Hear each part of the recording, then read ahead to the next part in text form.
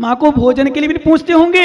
ऐसी भी एकाध माँ ऐसी बैठी होगी इसमें, इतनी सारी माँ तो 100% ऐसी होगी जिनकी लड़की कहीं किसी और के भाग गई होगी, किसी का लड़का किसी को भगा लाया होगा, कहीं अलग रह गया होगा। तो विश्वास मानो उन माता पिता की आंखों में जरूर आंसू आज के दिन होंगे कि काश मैं भी अपने बच्चे को संस्कार दे देती, मैं भी अपने बच्चों को महाराज के पास भेज देती, मैं भी अपने बच्चों को मंदिर भेज देती, तो आज मेरे साथ ये घटना नहीं होती। लेकिन अब क्या करूं, आ ही गया कर्म का उदय, ऐसा मुझे भोगना पड़ रहा है। ज्ञानी ध्यान रखना, इसलिए हम कहते हैं अच्छा सोचो बच्चों के साथ, तुम्हारे साथ अच्छा होगा। और तुमने सोचा बच्चों की सिर्फ पढ़ाई, तुमने सोचा मात्र लौकिक क्रिया, मेरा बच्चा कलेक्टर बन जाए, मेरा बच्चा इंजीनियर बन जाए, मेरा बच्चा सीए बन जाए, लेकिन कभी नहीं सोचा मेरा बच्चा धर्मात्मा बन जाए। यदि ये सोचा होता मेरा बच्चा धर्मात्मा बन जाए, मेरा बच्चा सच्चा श्रावक बन जाए, मेरा बच्चा एक महाराज बन जाए, तो शायद तुम्हें वो समय नहीं देखना पड़ता जो समय आज देखना पड़ रहा है। वो आज से 50 साल बाद एक पोजीशन आने वाली है, माता पिता का कर्तव्य सब समाप्त होने वाला है धीरे धीरे, यदि संस्कार नहीं दिए तो। लेकिन एक बात और बता दूं डंके की चोट पर, जब तक हम लोग इस धरती पर हैं तब तक तुम्हारे धर्म का कुछ होने वाला नहीं है।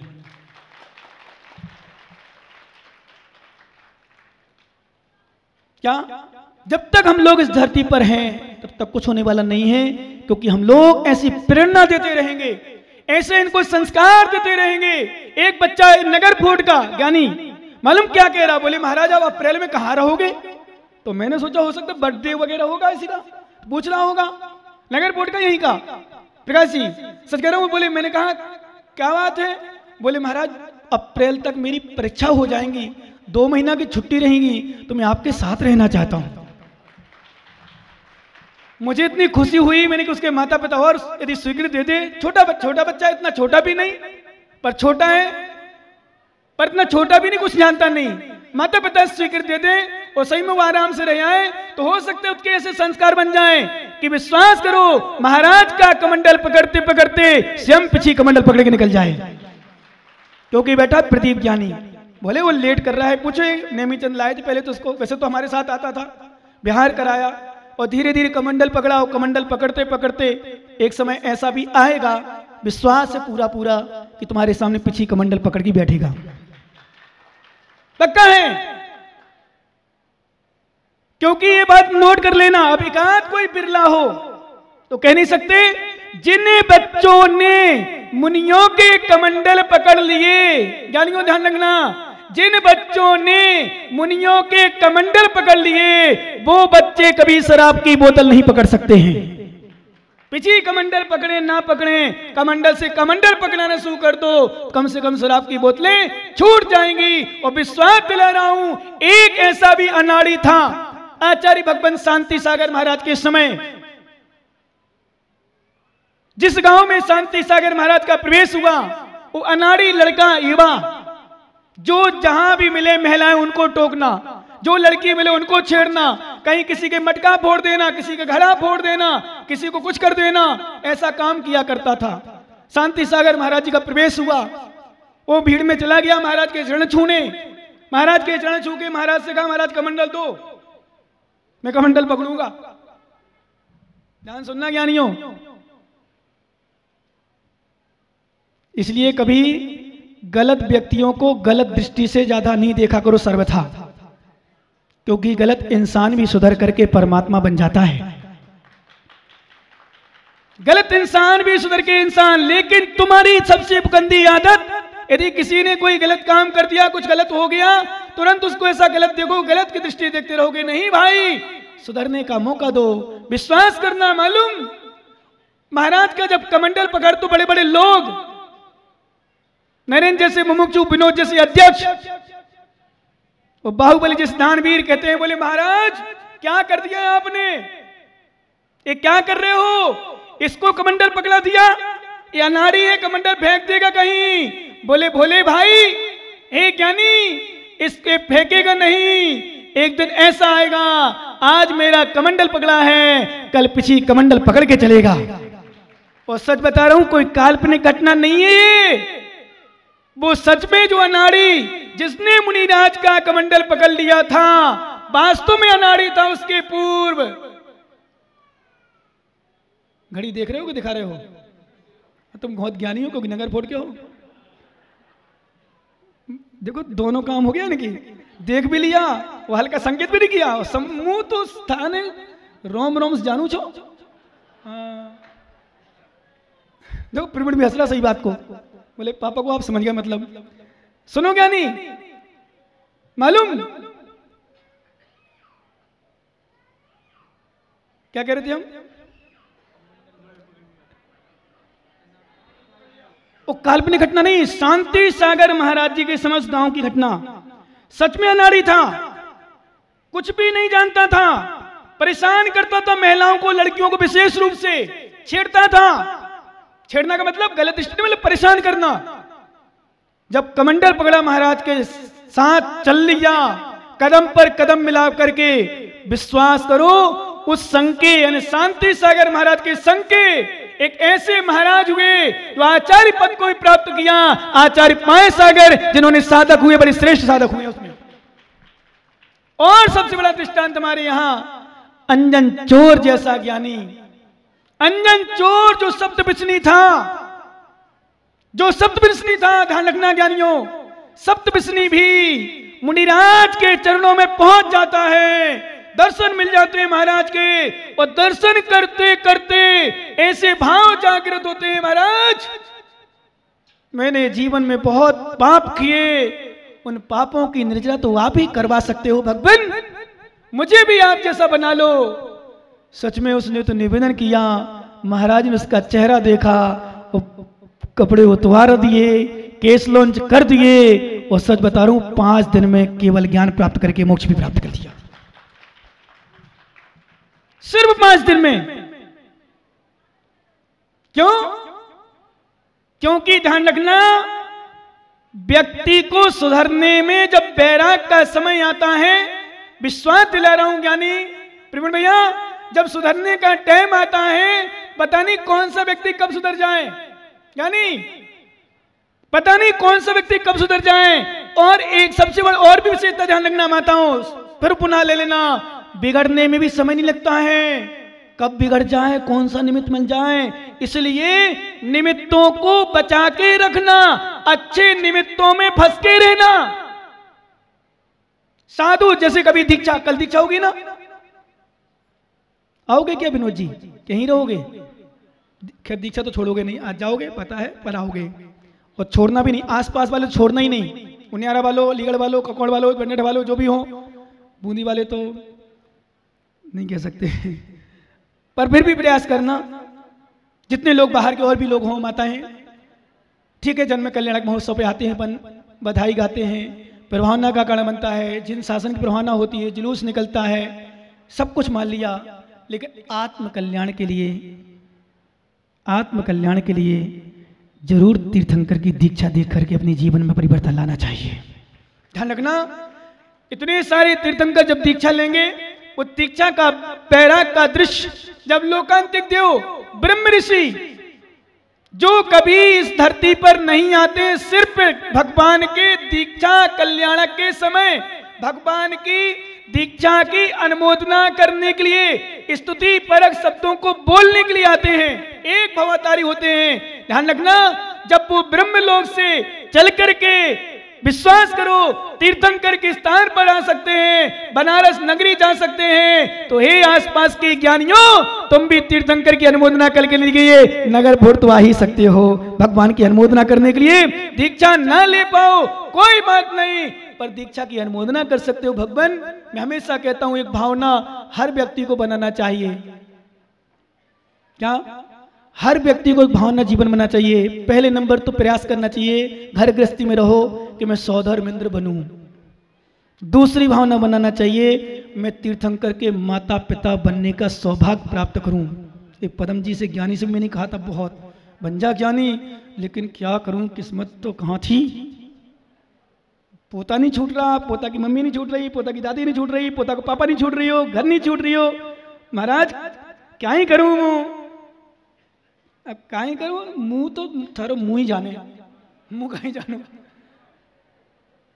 ऐसा निमित्त छोड़ दिया बाबा, ऐसा निमित्त छोड़ा, सच में ऐसा निमित्त, जिंदगी निकल जाएगी, नगरपुर में पंचगण देखने नहीं मिलेगा। अब जिन्होंने उपयोग कर लिया सो कर लिया, धन्य वो माता पिता सौदर। पैसा तो देखो, मैं पुनः कह रहा हूं ज्ञानी सभी लोगों से, पैसा तो पता नहीं कहां से आता है, कहां चला जाता है और कहां हम चले जाते हैं, कोई इसकी गारंटी नहीं, कोई भरोसा नहीं, कोई फिक्स नहीं। इसलिए जिनके जीवन में पैसा हो, ध्यान रखना ज्ञानी, भावना बनाओ कि मैं सौदरमंद बनूं वर्तमान की पर्याय में। दूसरी बात, माता पिता बनने का सौभाग्य प्राप्त करूं। तीसरी भावना, गृहस्थ अवस्था में जरूर एक छल भले छोटा सा मंदिर बनाऊं, मंदिर ना बना सकूं, छोटी सी जिन प्रतिमा भगवान के मंदिर में विराजमान करूं। और लास्ट समय भावना बनाओ कि भगवान मेरे हाथ में पिछी कमंडल हो, निर्गंध बन के मेरा अंतिम गमन हो, यही भावना बनाओ। हर व्यक्ति को बनाना चाहिए भावना, हर व्यक्ति भले बन पाओ ना बन पाओ, भावना बनाने में क्या जा रहा है बताओ। जैसे कोई दीक्षा ले रहा हो तो अनुमोदना करने में, जैसे पंडित साहब हमारे विमल जी हैं, वो प्रदीप भैया तो बार बार टोकते, ये भी कहते थे भाई साहब हम मत कहना कि हम दीक्षा, क्योंकि हमारी तो बस्ता हो गई, तो कम से कम अनुमोदना तो कर रहे हैं। एक ने मुझे, जिसने निकाला है, नरसिंहपुर का एक लड़का था, अब वो तो लड़का क्या पिता बन गया, पिता से ही शायद अब ससुर बन गया हो, तो मुझे पता नहीं, क्योंकि आज 20 साल हो गए करीब उस बात को। उसने मुझे रोज डेली 10 बजे 11 बजे रात्रि तक हम लोग बैठते थे, चर्चाएं करते थे, सिर्फ तत्व की चर्चा। एक ही बात कहता, भैया आप तो निकल जाओ, आप में शक्ति है, आप में तो भावना अच्छी है, आप तो स्वाध्याय भी करते हो खूब, भावना भी अच्छी है, घर में फंसे भी नहीं हूं, मैं तो बहुत कुछ फंस चुका हूं, आप तो निकलो। सच में याद करता हूं उसको अभी भी, क्या मैं अभी भी याद करता हूं, आशीर्वाद देता हूं, भले वो निकला नहीं निकला, उसने दीक्षा ली नहीं, लेकिन उसने मुझे प्रेरित कर कर करके आज इस पद पर मुझे पहुंचा दिया। मैं आज भी आपकी उसको आशीर्वाद देता हूं, भले वो मुझे याद करता हूं नहीं, मुझे नहीं पता, विश्वास दिला रहा हूं, लेकिन प्रेरणा तो कर ही सकते दूसरों के लिए। और आज यदि हम दूसरों को प्रेरणा करते मुनि बनने का, यदि हम भावना बनाते मुनि बनने की, तो ऐसा समय आएगा एक दिन भावना बनाते बनाते मुनि बन ही जाओगे, बन ही जाओगे नियम से। क्योंकि जब किसी विषय में हम ठान लेते हैं, सोच लेते हैं मुझे ऐसा करना है, क्योंकि मेरे जीवन में बहुत समस्याएं आई, बहुत घटनाएं हुई, बहुत दुर्घटनाएं हुई, बहुत परेशानी भी आई, शरीर संबंधी, परिवार संबंधी, सभी संबंधी, बहुत रोका लोगों ने, पर मेरी आंतरिक भावना थी कि नहीं, इस गृहस्थ अवस्था में कुछ भी नहीं रखा, कुछ भी नहीं, सच बता रहा हूं, कुछ भी नहीं है। जब लोगों से मिलता हूं ना, परेशान आत्माओं से, कहीं कोई परेशानी किसी विषय को, कहीं कोई परेशानी किसी विषय से लेकर, वो कितनी परेशानी है, मैं कभी कभी सोचता हूँ सच में, कैसे फंसे हो तुम लोग, कितनी बुरी तरह से फंसे कुछ लोग, कहीं ये परेशानी तो कहीं वो परेशानी, हजारों परेशानी। तो मैं सोचता हूँ, तो मेरे पास आप, मैंने सुना कभी मैंने परेशानी सुनाई हूँ आपको क्या भाई, जो आते हैं रोज हमारे पास आते रहते हैं, बताओ प्रकाश जी, कभी बोला हो आपने, कभी परेशानी हो, टोंग वाले हो, कोई भी कहीं भी बैठे हो, काकोड़ वाले हो, नियारा वाले, जहां भी बैठे हो, क्या नहीं, हमने सुना है मेरी परेशानी है। क्यों? क्योंकि विश्वास मानो, जो साधु बनता है ना, वो सब परेशानियों को घर में छोड़ाता है। क्या? सब परेशानियों घर में, कि भाई जा तू पिता ले, अब मेरे पास मत आना। क्योंकि सच बताऊं, जिनके पास कोई कपड़ा नहीं, उनको किसी प्रकार का लफड़ा ही नहीं। सच बात तो ये है। आडंबर जहां नहीं, जहां दिगंबर है वहां परेशानी नहीं, जहां आडंबर है दिगंबर नहीं, वहां परेशानी परेशानी है। कहीं कपड़ों की परेशानी, मूलाचार में आचार्य भगवान बट्टकेर स्वामी जी ने बहुत सुंदर विषय लिखा है, और उनकी टीका जब हमारे आचार्य महाराज ने की, विश्वास करो ज्ञानी, ऐसा संबोधन किया, कपड़ों में कितने लपड़े हैं, गृहस्थ अवस्था में कितनी समस्याएं, कितनी परेशानी झेलता है व्यक्ति, कितने टेंशन रहते हैं। कहीं ये नहीं हुआ, माताओं से पूछो, यदि अभी भोजन नहीं होता यहां, तो सबसे बड़ी विकल्प भोजन बनाना है। अभी बूंदी वाले गए मालूम, बस लेके क्यों गए? क्यों गए? उनकी इच्छा नहीं थी प्रवचन सुनने की, क्या थी? क्या यहां भोजन करने की इच्छा नहीं थी? पर क्यों चले गए? क्या कारण है? बोले महिलाएं ऐसी आई हैं जिनके पति घर में विराजमान हैं, उनको रोटी बना के कौन खिलाएगा? यही परेशानी है। मैं तो टेंशन फ्री हूं, मेरा इंतजार करते हैं लोग, महाराज कब आएंगे, पड़गान कर लूं। इसलिए कहते हैं ध्यान रखना, तुम रोटियों के चक्कर लगाते हो और महाराज की रोटियां चक्कर लगाती हैं। और मैं कई बार सुनाता हूं, सच में मुझे आश्चर्य होता तुम लोगों को देखकर। तुम दोनों हाथ से कमाते हो और एक हाथ से भी चैन से नहीं खा पाते हो। धर्मचंद ज्ञानी, दोनों हाथ से कमाते हो और एक हाथ से भी चैन से नहीं खा पाते हो। हम लोग विशेषता देखो, एक हाथ से भी नहीं कमाते और दोनों हाथ से बड़ी चैन से खाते हैं। और तुम लोग नगर फोर्ट वालों कमाते रहो। पारस ज्ञानी इतना कमाता है, इतना कमाता, ढंग से नहीं खा पाता, चैन नहीं। बेचारा अभी घूम रहा हूं मोबाइल लेके यहां वहां, पता ही नहीं कहां घूम रहा, खूब कमाता, खूब रात में हो, 12 बजे हो, 1 बजे हो, बेचारा ले कमाते जाओ, ढंग से नहीं खा पाता। कई समस्याएं ग्रसित रहती हैं, कहीं पत्नी का टेंशन, कहीं इनका टेंशन, कहीं बच्चों का टेंशन, भगवान जाने कितने टेंशन। विश्वास करो, घर गृहस्थी में बड़ी समस्याएं, बहुत सारे वृद्ध लोग तो रोते हैं, कहां से फंसाऊं। इसलिए मैं कहता हूं ज्ञानी, एक भावना बनाओ कि भगवान पारसनाथ, पारस कुमार का तुमने जन्म देखा, पारसनाथ भगवान का, और जन्म कल्याणक में भावना बनाओ, भगवान मेरा भी ऐसा जन्म हो कि मेरा अंतिम जन्म हो, दोबारा जन्म ना लेना पड़े।